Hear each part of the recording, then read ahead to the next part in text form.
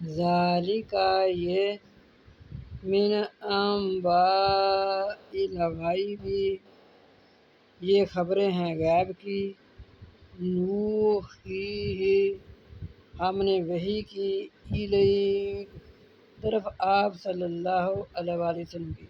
یہ جو ساری بات یوسف علیہ السلام کی آپ صلی اللہ علیہ وآلہ وسلم نہیں جانتے تھے، اللہ تعالیٰ فرما رہے ہیں میرے پیارے محبوب میں نے آپ کی طرف وحی کی، تب آپ صلی اللہ علیہ وآلہ وسلم نے یہ ساری باتوں کو جانا جو کچھ بھائیوں نے یوسف کے ساتھ کیا۔ اور یہ اس میں بہت اثر پڑتا تھا نا اس بات سے کہ ہم نے آپ کو وحی کے ذریعے آپ صلی اللہ علیہ وسلم کو سکھایا،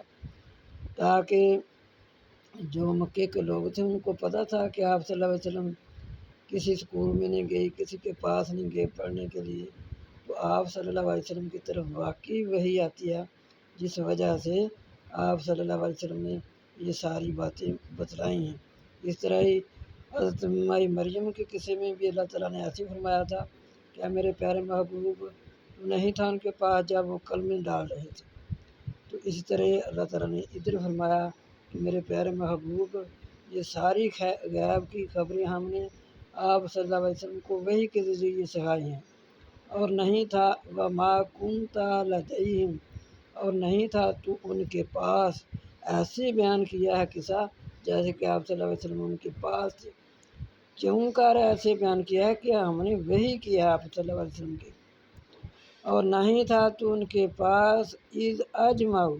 جب وہ جمع ہوئے امرہم اپنے کام میں، وَهُمْ یمکرون اور وہ تدبیریں کرنے لگے، جو انہوں نے تدبیریں کی ہم یوسف علیہ السلام کے ساتھ ایسے ایسے کریں گے، تو یہ ساری جو بات ہے ہم نے آپ صلی اللہ علیہ وسلم کو وحی کے ذریعے سکھائی ہے۔